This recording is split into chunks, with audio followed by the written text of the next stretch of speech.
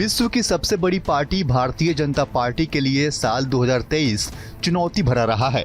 हम ऐसा क्यों कह रहे हैं, आपको एक एक कर सिलसिलेवार तरीके से बताएंगे। सबसे ताज़ा उदाहरण देखें तो राहुल गांधी को सुप्रीम कोर्ट से राहत मिलने के बाद विपक्ष को यह साबित करने का मौका मिल गया कि केंद्र में मोदी सरकार तानाशाही कर रही है। 2023 की शुरुआत से ही बीजेपी के सारे दांव उल्टा पड़ता दिखाई दे रहा है। 2023 की जब आहट होने लगी थी तभी 15 सालों के दिल्ली नगर निगम की सत्ता पर काबिज बीजेपी को हराकर आम आदमी पार्टी ने बहुमत हासिल किया। ये झटका इसलिए भी बड़ा था क्योंकि केंद्र सरकार ने दिल्ली के 3 नगर निगम को मिलाकर एक कर दिया था। उसके बाद 2023 आया और बीजेपी के लिए चुनावी हार भी लाया। हिमाचल चुनाव में बीजेपी को हार का सामना करना पड़ा। उसके बाद कर्नाटक चुनाव जिसमें बीजेपी को करारी हार का सामना करना पड़ा। अभी इसी साल के अंत में होने वाले चुनाव में भी बीजेपी पर हार का खतरा मंडरा रहा है। इतना ही नहीं, बीजेपी को देश के सर्वोच्च न्यायालय से भी लगातार कई झटके मिले हैं।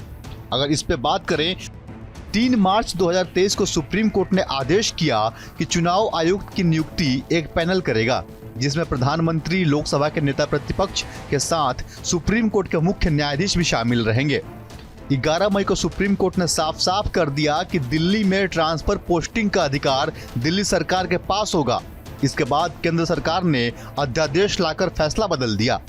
इसके बाद 4 जुलाई 2023 को सुप्रीम कोर्ट ने मणिपुर हिंसा पर संज्ञान लेते हुए कहा कि अगर सरकार कुछ नहीं करती है तो सुप्रीम कोर्ट एक्शन लेगा।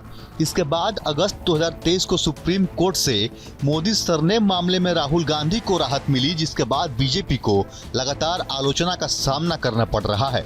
बात आलोचना की करें तो बालासोर रेल हादसा की याद आती है, जिसमें 292 लोगों की मौत हो गई थी और 1000 से अधिक लोग घायल हो गए थे। ये 1995 के बाद सबसे बड़ा रेल हादसा था, जिसके बाद बीजेपी सरकार को लोगों ने खूब लपेटा। इतना ही नहीं, मणिपुर हिंसा पर भी सरकार लगातार बैकफुट पर दिखाई दे रही है, जहां महिलाओं को निर्वस्त्र घुमाने का वीडियो ने सबको झकझोर दिया था। मणिपुर की आग अभी ठंडी भी नहीं हुई थी तब तक नू हिंसा, जिसमें 6 लोगों की मौत हो गई। देश की राजधानी से सटे गुरुग्राम में हुई हिंसा के बाद कई सारे सवाल खड़े हो रहे हैं। इतना ही नहीं, बीजेपी को राजनीतिक दृष्टिकोण से भी कई सारे समस्याओं का सामना करना पड़ रहा है। कई सारे पुराने साथी बीजेपी को छोड़कर महागठबंधन का हिस्सा बन गए।